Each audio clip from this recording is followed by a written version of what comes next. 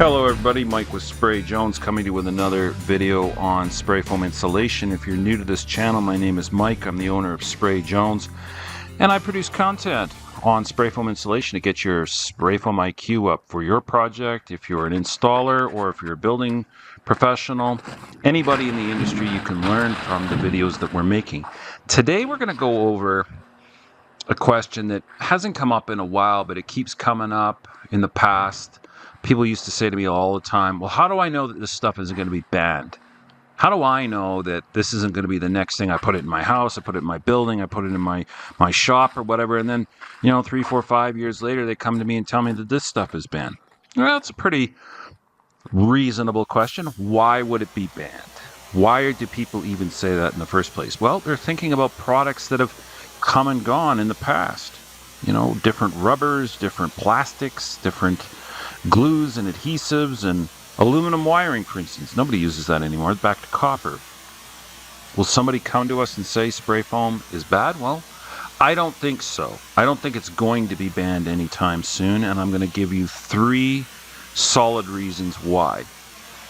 The first thing that we have to look at is consistency of policies.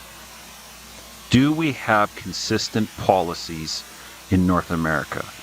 Now, this isn't going to necessarily apply to the UK, and I know the UK is having a lot of issues right now with spray foam and underwriting, insurance, lending, and what have you, but they've identified a lot of these issues that need answers. And in North America, we have consistency of policy. How is that? 1, Unified Building Code.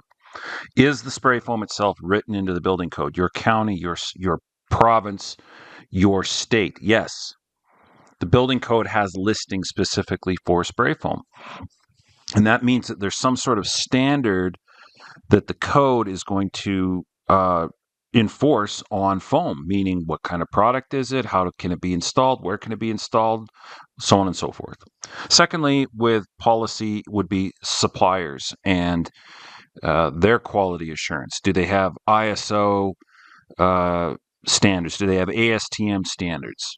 Do they have third-party groups that write the policies for what products can go in, what ingredients can go in? How are you going to test for flame spread? How are you going to test for smoke toxicity? How are you going to flame spread? How are you going to test for dimensional stability? These are all industry third-party standards that the construction industry has agreed upon. It's not just something that somebody came up with on their own. Same thing, thirdly, within that is the equipment manufacturers. Do they have an actual unified way of constructing the equipment? Or is everybody out there for themselves? One guy's making foam this way to this standard and one guy's making it this way? No. There's a unified way to have component A, component B, and have the foam installed. There isn't somebody out there rogue with drastically different chemistry and drastically different equipment. So there is unification across building code, suppliers, and equipment and how the equipment is to work. Second big point, do we have unrefutable information and testing?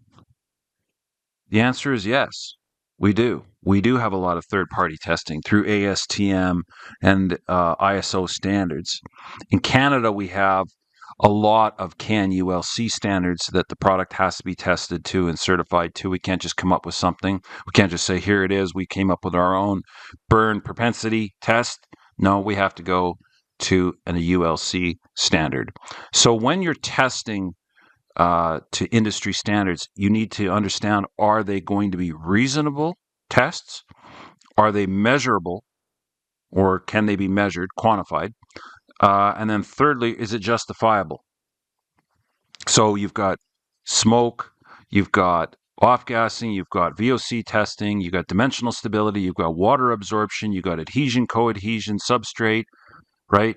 All of these things are reasonable, measured, and justifiable. And that provides us with the ability to go in and investigate and diagnose, meaning we can get a measurable product, a repeatable product, and we can do adhesion tests, co-adhesion. We can do density checks. We can do all sorts of different quality assurance and diagnostics on the actual spray foam system and its installation. Third point would be Is there any development for guidance? Do we have anybody that is developing constant testing or ongoing testing? Is there any oversight? Is there anybody that's provided training? And is there certification? The answer to all four of these is yes. Testing is ongoing. The foam is constantly meeting new standards, new tests, new requirements, new ingredients that come out federally, provincially. Certain things aren't allowed in California, certain things aren't allowed in New York, certain things aren't allowed in North America. So each country will decide what is banned or what can be allowed, whether it be fire retardants or plasticizers or blowing agents that are going into the actual product. So the suppliers can't just come up with whatever they want. This is why products from overseas and offshore, out of country, China, for instance, India, Japan, you can't necessarily make a product in those countries with the products that are approved for them and then import them in. We have standards on what is and isn't allowed. So then there's testing on these products. There's oversight to make sure that, like an ISO standard, to make sure that the adherence is being followed. And then training on the industry, both of training of the third-party groups that have oversight, whether they audit the suppliers, they audit the chemistry. If you're doing a VOC testing, are they auditing the results on that so that everything can be tested, verified, and then recertified? And then certification programs. Are you letting anybody have access to your product and your process? Is there any training or necessary knowledge, proprietary knowledge that's going to go into getting them certified and up to speed so they can install, and then you can verify that the work is being done and continuing to learn, continuing to upgrade, continuing to advance with the changes that are in the industry. So, can existing knowledge be evaluated? Yes, it can, because you need to be able to understand how we're spraying foam to a basement, how we're spraying foam to a wall, how we're spraying foam to a roof. The existing knowledge of what we have and how we're installing it between the suppliers and the manufacturers and the final installation going on out there. We're seeing all the time in real time how is our product going in and going on, and that's how we have engineering groups, and we have building code groups, and we have consulting firms that are saying, we're prepared to put our name behind this, we're prepared to put a seal, a stamp, and liability behind it. That's why the banking industry, the insurance industry, the entire mortgage lending industry is able to put some weight behind this, because they can evaluate the existing knowledge that is currently out in open source in the industry, and where there's gaps in any of that, answers and questions can be raised, questions can be raised and answers can be gotten to alleviate the gaps and the fears. And that sort of brings us to the fourth and final point. And can we refute worry that is out there in the face of media interest? So you're sitting here watching this on YouTube, and you're interested in foam, and I'm interested in spray foam. And what we're trying to do is educate in a calm, concise format that isn't resorting back to rhetoric and heavy opinion.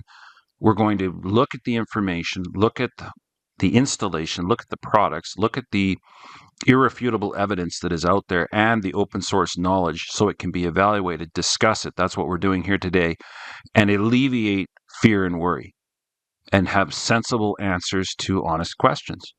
And when doing so with that, I think that through media interest, we can swing the tide from fear and heavy bias into knowledgeable, evaluated, sensible decisions. So I don't think the spray foam is going anywhere, not anytime soon, because these types of force scenarios didn't exist in 1979, 1985. Back when products were coming to the market and then being banned short time year later, that gave rise to more and more legislation and bureaucracy. Not always a correct thing. I'm not in favor of bureaucracy, but I am in favor of due checks and balances so that the unscrupulous side of human nature, which exists in all industries, not just the spray foam industry, can be reined in. For where we don't rein it in, then we'll have chaos and we'll have damage. So hope this answers questions and concerns that you may or may not have. Catch you in the next video.